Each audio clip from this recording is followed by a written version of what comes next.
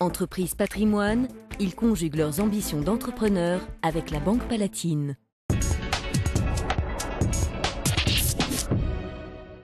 Bonjour à tous, bienvenue au pavillon de l'Arsenal à Paris où j'ai le plaisir de vous retrouver pour vous présenter un nouveau numéro d'Ambition d'entrepreneur, un opus vert. Aujourd'hui, nous allons parler de renouvellement durable et de recyclage avec Cannibal qui aborde le sujet de façon ludique. Reportage. Chaque année en France, il y a 8 milliards d'emballages boissons consommés en hors domicile qui ne sont pas recyclés. Ça correspond à 5 milliards de gobelets, 2 milliards de bouteilles en plastique et 1 milliard de canettes. C'est un marché qui pèse des centaines de milliards d'euros dans le monde, des centaines de millions en France. Parmi les acteurs français, Lemon Tree, CKFD, Eco-Collector et Cannibal qui depuis 2009 conçoit et commercialise des distributeurs automatiques collecteurs de déchets. Chiffre d'affaires 500 000 euros pour l'instant sans l'international. L'international représente 3% de notre activité et nous avons pour objectif d'atteindre 10% avant la fin de l'année sur 3 marchés, l'Europe, notre marché naturel, les États-Unis et le Japon. Et pour y parvenir, le tout jeune groupe francilien investit dans l'innovation et la mise au point de produits éco-citoyens. Depuis 2010, nous avons investi 2,5 millions d'euros en R&D. Aujourd'hui, 4 personnes à temps plein travaillent en innovation. Et à la fin de l'année 2015, 20% du chiffre d'affaires seront consacrés à l'innovation. Et à chaque fois qu'on traite une tonne de déchets, on économise entre 2 et 3 tonnes de CO2. Cette économie, elle est formalisée sur une plateforme web à laquelle nos clients ont accès et ils voient en temps réel combien de déchets ont été traités, combien de tonnes de CO2 ont été économisées. Il y a toute une chaîne qui est parfaitement transparente. R&D et internationalisation pour résister à la concurrence. En 2014, l'entreprise et ses 17 collaborateurs ont réalisé 300% de croissance. Né de l'idée de 2 étudiantes en 2001, Benoît Paget rachète avec son associé l'entreprise en 2009. Après l'avoir co-dirigée, il est aujourd'hui seul aux commandes. Retour donc avec l'actuel président de Cannibal sur la stratégie et le développement de son groupe. Interview. On a démarré l'installation de notre première machine il y a à peine un an. On n'a pas encore atteint, comme on dit, notre seuil de rentabilité. On sera rentable en 2015, peut-être début 2016, en fonction de la vitesse de déploiement.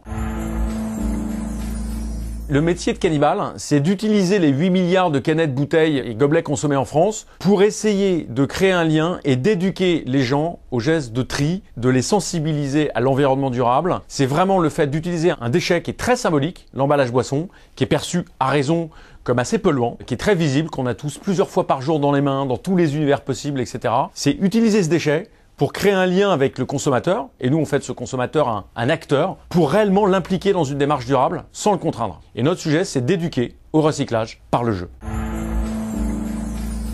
On vend à nos clients une sorte de formule un peu all-inclusive dans laquelle il y a une machine qui collecte des déchets et qui nous permet de fédérer les salariés pour les impliquer dans un geste durable.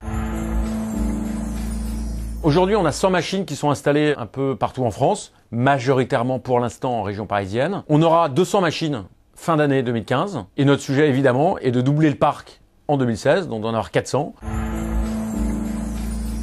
Alors effectivement, nous, on est rentré par un déchet même, qui est la canette, le gobelet, la bouteille, pour effectivement faire prendre conscience aux gens que tous les gestes quotidiens sont importants. Et de fait, on a une machine qui collecte, qui trie, qui compacte ces déchets, qui est très technologique, qui est très attractive. Et on se sert de cette machine, qui devient presque une borne interactive, pour fédérer, sensibiliser, inciter les gens à ce geste. Quand on met son déchet dans la machine, ça déclenche un jeu. La machine est interactive, la machine est attractive, la machine est communicante.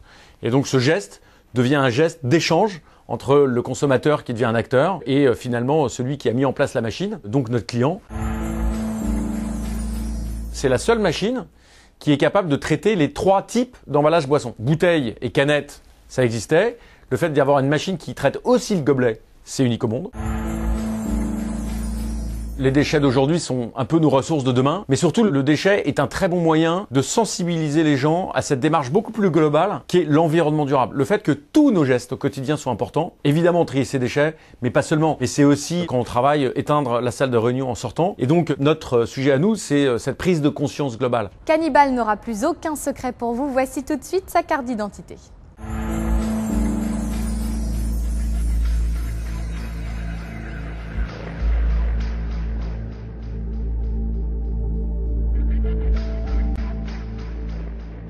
Ambition d'entrepreneur, c'est fini pour aujourd'hui. Merci de nous être fidèles. Rendez-vous la semaine prochaine pour un nouveau numéro avec une entreprise toujours plus innovante. À très vite.